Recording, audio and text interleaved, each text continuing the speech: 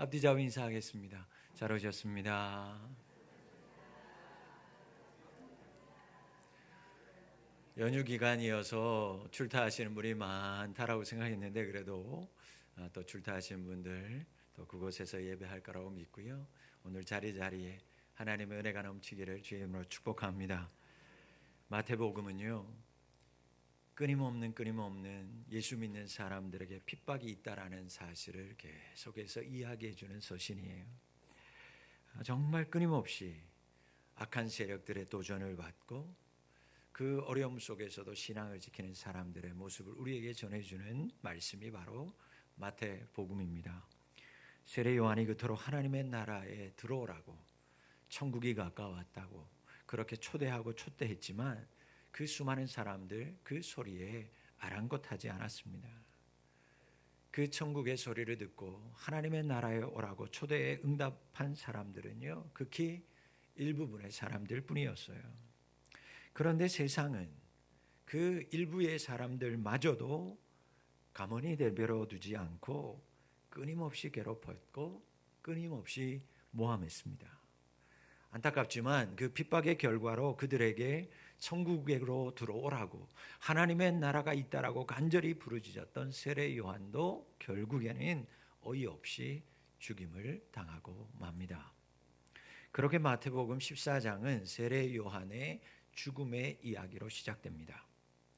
여러분, 우리가 잘 알고 있는 산상수훈 마태복음 5장의 마지막 팔복은 이렇게 시작합니다. 의를 위하여 박해를 받는 자는 복이 있나니 천국이 저희의 것이며, 나로 말미암아 너희를 욕하고 박해하고 거짓으로 너희를 거슬러 모든 악한 말을 할 때에는 너희에게 복이 있나니 기뻐하고 즐거워하라. 하늘에서 너희의 상이 큼이라. 너희 전에 있던 선지자들도 이같이 박해하였느니라. 여러분, 예수님의 산상수훈에서 정말 은혜의 말씀이다라고 하지만 여러분, 그 말씀 하나하나를 뜯어보면 그 당시의 교회의 상황이 어떠했는지를 너무너무 잘 아는 거예요. 1세기의 그리스도인들, 마태교회의 성도들이 얼마나 핍박과 환난 가운데 있었으면 예수님께서 이런 박해받는 사람 복이 있다고 말할 정도로 그 당시의 교회의 상황이 어떠했을까 가장 잘 보여주는 말씀이 아닐까 생각이 듭니다. 여러분, 당시 그리스도인들은요, 예수님 따른다라고 하는 그 이유 때문에, 그 하나 이유 때문에 모욕과 박해와 중상모략과 비난을 당해야 했어요. 당시 그리스도인들이 예수님 따른다라는 건 여러분, 지금 우리가 확인했던 것처럼 목숨을 걸어야 할 정도로 쉬운 일이 아니었어요. 이리저리 쫓겨야만 했고요, 정처 없이 돌아다니는 것은 기본이었습니다. 누구 한 사람 예수 믿는다고 하면 반겨주는 사람 없었어요. 환영해주는 사람 아무도 없었습니다. 그런데 더 놀라운 사실이 무엇입니까? 이런 모질고 아픈 온갖 방해와 핍박 중에도 그 적은 소수의 1세기 그리스도인들, 마태교인들은요, 목숨 걸고 예수님 부인하지 않고 따랐다라는 것입니다. 목숨 걸고 복음을 전하며 살았다라는 거예요. 여러분, 그 핍박받는 상황 속에서 목숨 걸고 예수님 따른 사람, 목숨 걸고 복음 전한 사람, 과연 그들의 인생 어땠을까? 여러분, 하나님께서 저들의 굳센 믿음을 보고 저들을 강건하게 지켜주셔야 되는 거 아니겠어요? 그렇지 않았어요.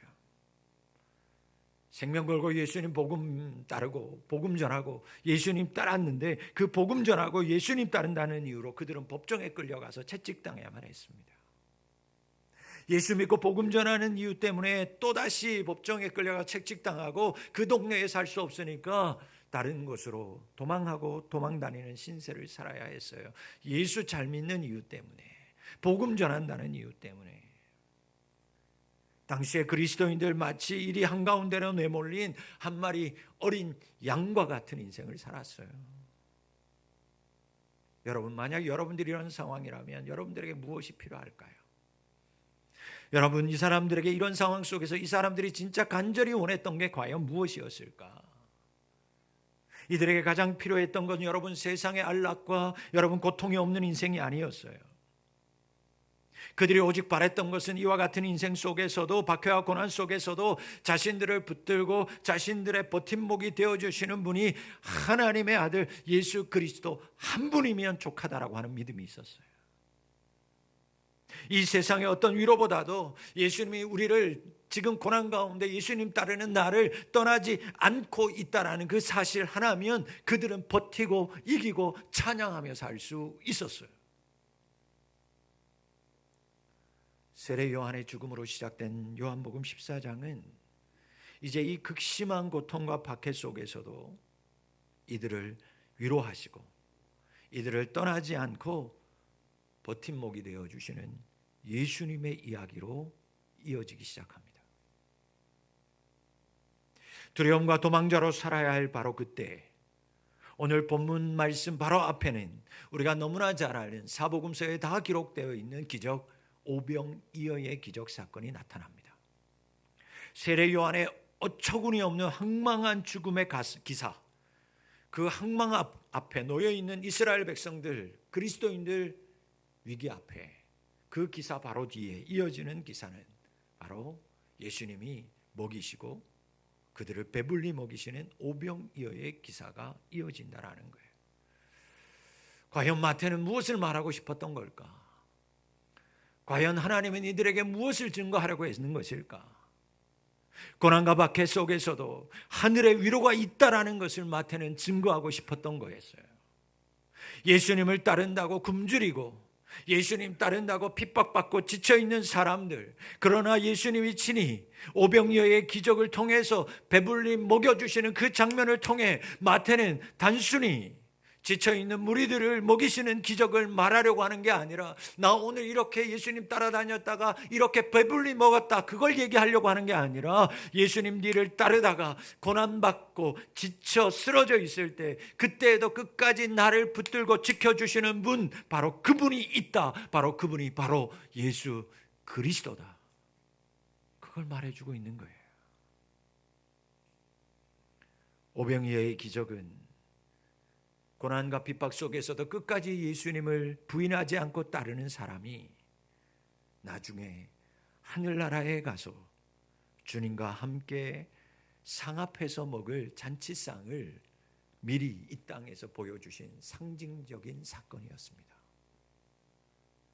지치고 고난당하는 소수의 성도들에게 물고기 2마리, 보리떡 5개로 5,000명을 먹이고 남음이 있음을 보여주면서 훗날 너희들이 끝까지 예수 믿는 믿음을 버리지 않으면 하나님 나라에서 이와 같이 우리는 또다시 먹고 마시게 될 거야, 그것을 보여주면서 힘과 소망을 주시고자 함이었어요.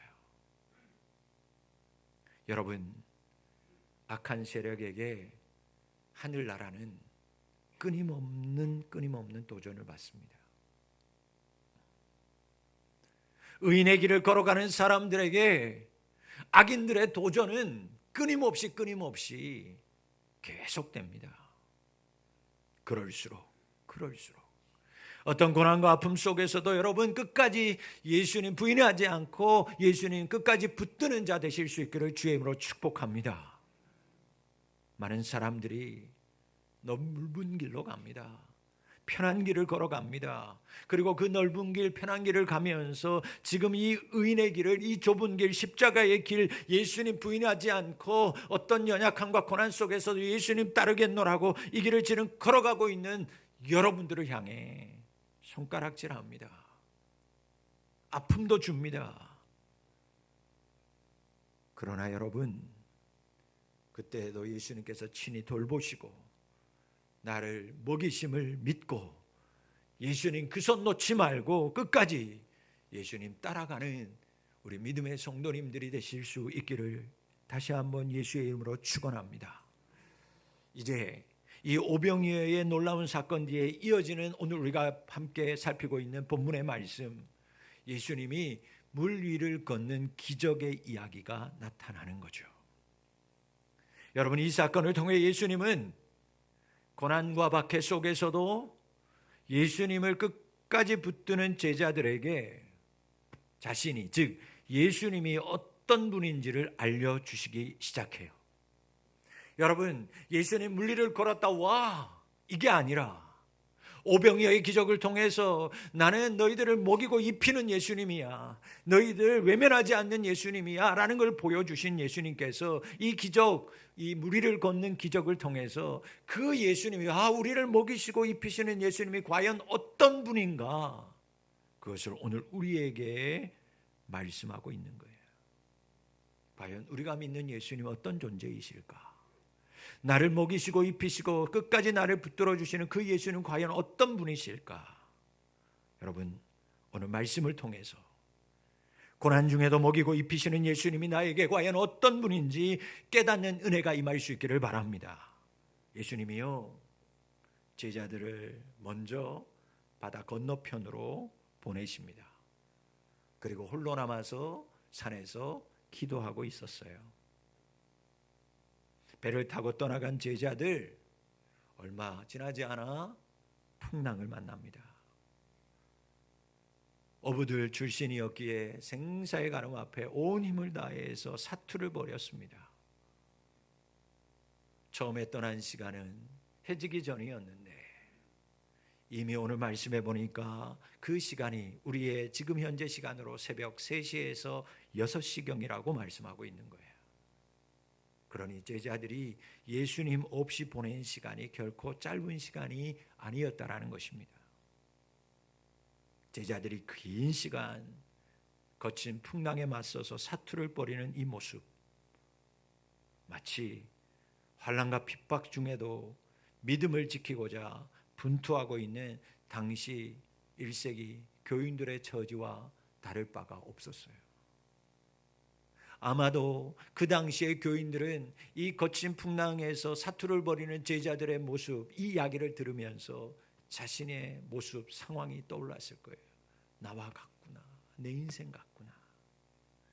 풍랑에 이끌려서 힘도 제대로 쓰지 못한 채 이리 끌려다니고 저리 끌려다니고 있는 제자들을 향해서 예수님께서 물리를 걸어오시기 시작하는 거예요.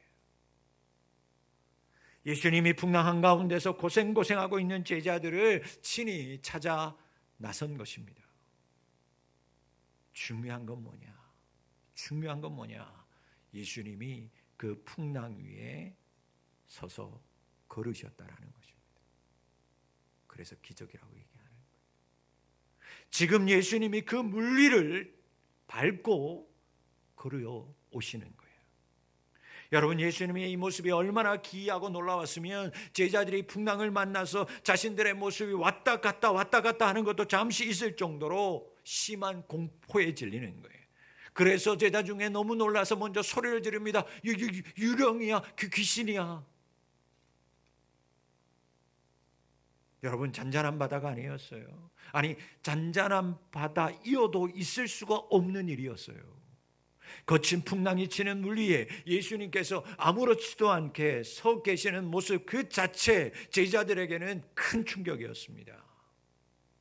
이때 두려움에 떨고 있는 제자들을 보시면서 예수님이 자신을 밝히십니다. 그리고 그들을 진정시켜요. 이렇게 얘기합니다. 나니 두려워하지 말아라.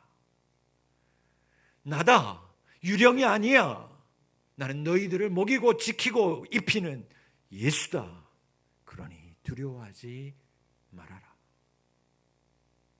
여러분, 고난과 풍랑 속에서도 예수님을 따르는 자들을 먹이고 입히시는 예수님이 어떤 분인가, 바다 위를 딛고 걸으시는 분이심을 믿으시기를 바랍니다.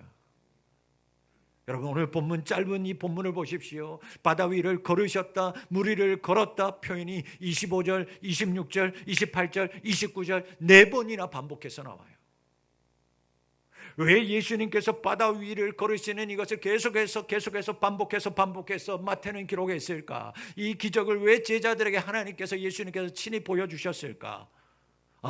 예수님이 전능하는구나, 바다 위도 걸으시는구나, 당연한 거지, 그 정도의 기적을 말하기 위해서 이 기록을 해놨을까? 아니요. 여러분, 이 장면에서 우리는 반드시 깨달아야 할 영적인 은혜가 있는 거예요.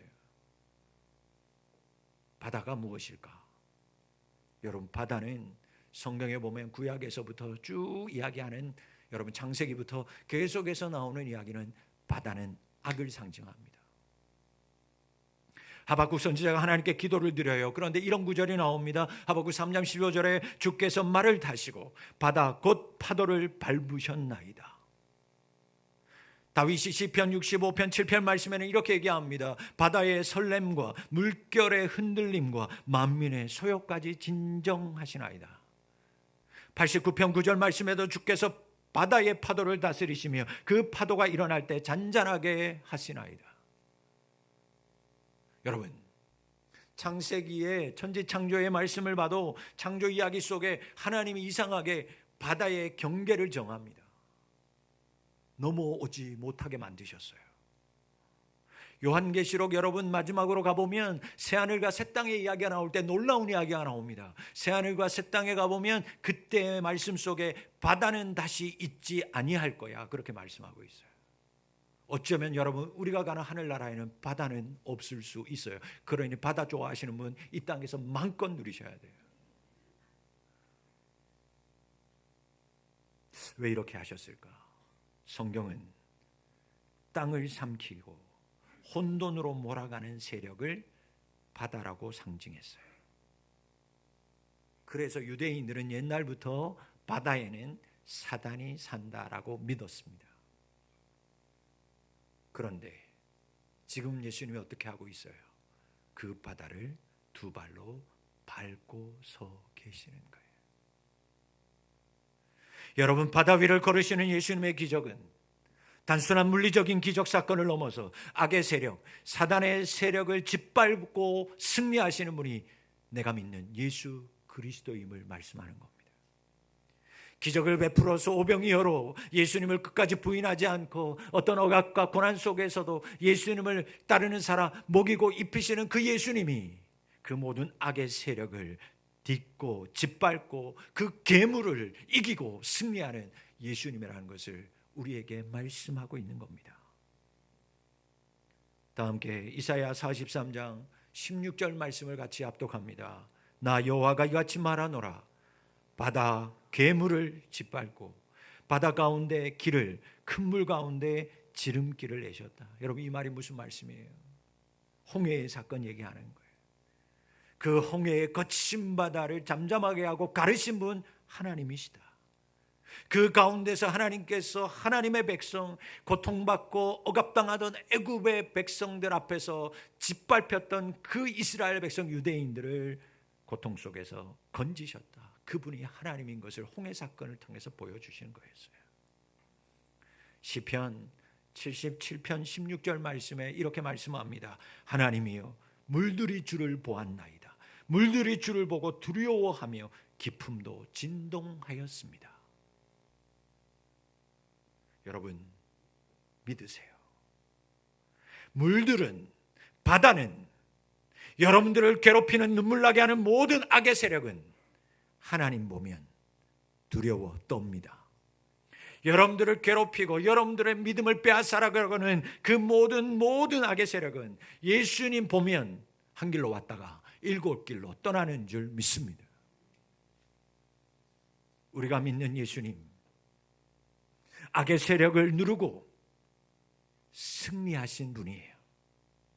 예수님, 우리가 악의 세력의 공격을 받을 때 그냥 두지 않고 우리에게 찾아오셔서 그리고 그 모든 악의 두려움과 세력을 짓밟고 우리 모두를 그 두려움과 고통에서 구원하시는 분인 줄 믿습니다. 사랑하는 성도 여러분, 사단을 이기고 승리하신 예수님, 그 예수님 더욱 붙들고 나아가는 믿음의 성도들 될 수 있기를 바랍니다. 예수님이 물 위에 서 있는 그 모습을 보고 베드로가 놀라요. 그리고 베드로가 예수님, 나도 예수님처럼 물 위에 서고 싶습니다. 나도 물 위를 걷기를 원합니다. 예수님께 요청을 해요. 그때 예수님 뭐라고 얘기합니까? 오라고 해요. 오라고. 베드로야, 오너라 허락하셨다고요. 중요한 말씀이에요. 그런데 얼마 가지 못해서 거세게 몰아치는 바람 풍랑을 보고 베드로는 무서워서 바다에 빠져들어가죠. 여러분, 오라고 허락하셨다는 건 우리에게도 악의 세력을 이길 수 있는 권세를 주셨다라는 거예요. 여러분, 예수님이 악의 세력을 짓밟고 이기신 것처럼 저와 여러분들도 악한 세력을 이길 힘 예수님이 주신 줄 믿습니다. 그러니 주셨으니 뭐 하시면 돼요? 받으시면 되는 거예요. 아니, 여러분들이 이미 받은 자 되셨어요. 받은 자가 되셨어요. 하나님이 있는 자녀가 되셨어요. 그러니 그 권세를 사용하실 수 있기를 바랍니다. 예수님 권세, 예수님 권세, 예수님 권세, 내 권세.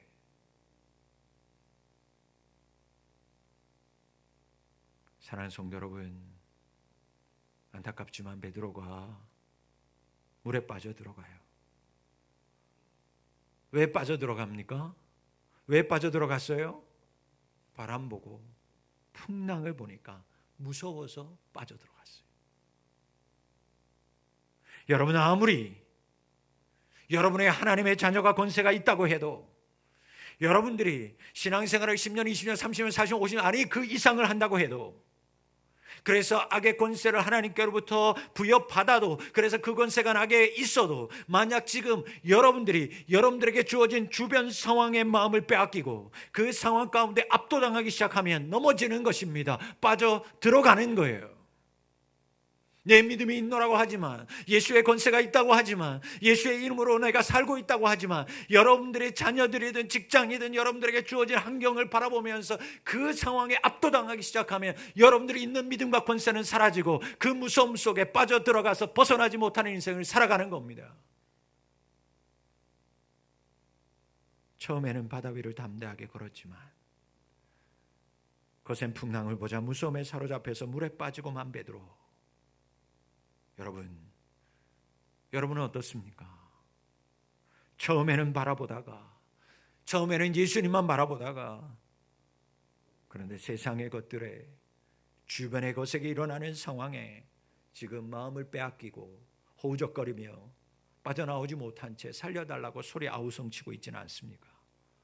성경에 보니까 예수님이 이런 사람을 어떤 사람이라고 비유하셨냐면 돌밭과 같은 사람이라 그렇게 얘기했어요. 여러분, 돌밭과 같은 사람 어땠냐면 예수님의 말씀을 들으니까 힘이 났어요. 예수님 말씀 들으니까 나 이제 이 말씀대로 살면 승리할 수 있겠구나, 기쁘게 뛰쳐나갔어요. 그런데 그가 잠시 눈을 돌리자 험한 풍파를 만나자 그만 겁에 질려서 믿음은 온데간데 없이 다 사라져서 결실을 맺지 못하는 사람, 그 사람을 돌밭과 같은 사람이다 라고 말씀합니다. 말씀을 들을 때는 기쁨이 있었어요. 믿음이 있다고 생각했어요. 그런데 그 작은 돌뿌리 하나 만나니까 거기에 온통 신경이 쓰여서 열매 맺지 못하는 사람, 그 사람, 내가 믿음이 있노라고 하지만 지금 일어나고 있는 여러분 주변의 환경과 어려움 때문에 가지고 있었던 믿음마저도 사그라지고 있는 그 사람이 과연 나는 아닐까? 베드로의 이런 모습을 볼 때마다 우리는 이 바보야, 그 바보야, 왜 그 예수님을 끝까지 쳐다보지 못했니? 연약하다고, 믿음 없다고 손가락이 쉽지만 정작 내 자신이 내가 이런 처지에 놓이면 과연 나는 베드로보다 나은 모습을 보일 수 있을까? 나는 정말 그렇게 장담할 수 있을까? 여러분, 지금 우리는 예수님 믿기 위해서 목숨을 걸지 않아도 됩니다. 목숨 걸고 신앙생활 하는 사람 아무도 없습니다. 초대교회인처럼 박해나 환난 가운데 있습니까? 초대교회와 같은 환난과 핍박도 없습니다. 그러나 개개인의 인생들을 들여다보면 그들과 못지않게 예수님 믿기 참 어려운 시대를 지금 우리가 살아가는 것도 사실입니다. 나를 둘러싸고 있는 온갖 만몬들이, 세상의 것들이 나를 쉼없이 유혹합니다. 돈이, 쾌락이, 명예가, 권력이, 안락하고 편안하고 살고 싶은 그 삶에 대한 욕심이 여전히 나를 흔들어서 넘어지게 하고, 그것들이 나를 계속해서 그곳 가운데 빠져들게 만듭니다. 수많은 유혹거리들이 예수님 가는 길을 막아섭니다. 그래서 어쩌면 초대교회 시절보다 끝까지 믿음의 길을 걸어가서 믿음의 길을 마무리하기가 더 어려운 세상에 우리가 지금 살아가고 있는지도 모릅니다. 여러분, 시대는 다르지만 예수님의 제자로 끝까지 걸어가는 것 여전히 쉽지 않아요. 어려워요. 힘들어요. 그러나 사랑하는 성도 여러분, 예수님이 오늘 그런 우리를 보시면서 말씀하고 있어요. 안심하라고. 안심하라, 나니 두려워 말라. 담대하라, 내가 세상을 이기었노라. 여러분, 우리가 가는 길에 항상 승리만 있는 것 아닙니다. 우리가 오늘도 믿음으로 살고 믿음으로 따라 세상으로 나아가고 있지만 항상 이 믿음의 길에 승리의 길로 이어지는 건 아니에요. 믿음으로 산다고 하지만 쓰러지고 빠져들어갈 때가 있어요. 그러나 분명한 건 그때에도 예수님께서 이렇게 말씀하신다는 거예요. 내가 바다 위를 밟고 있다. 너를 지키는 나는 지금 여전히 바다를 짓밟고 있는 예수다. 그래서 나는 이 권세를 힘들고 어려운 너에게도 준다. 어떤 어려움에도 나를 따르는 너에게 바다를 짓밟을 수 있는 힘과 능력을 나는 너에게도 허락한다. 푸른 비전 교회에서의 나의 이 권세와 이 힘과 능력을 이 교회 위에 허락하고 준다. 그러니 다시 나를 보고 물 위를 걸어서 내게로 와라. 그러니 다시 물 위를 딛고 너도 나를 다시 보고 내게로 걸어오라. 사랑하는 성도 여러분, 여러분을 넘어뜨리려는 이 땅의 유혹과 감당할 수 없는 풍랑을 만나 지금 빠져들어가고 있습니까? 그 모든 것을 뿌리치시고 다시 믿음의 길을 걸으라고, 다시 능력의 예수님만 바라보라고 오늘 예수님께서 그 바다를 밟고 여러분들을 보시며 외치고 부르시고 있어요. 다시 물 위를 걸으실 수 있기를 축원합니다. 다시 악의 세력과 유혹을 밟고 예수님께 당당하게 물 위를 걷듯 걸어가시는 우리 성도님들이 다 되실 수 있기를 주의 이름으로 축원합니다. 기도하겠습니다. 아버지 하나님,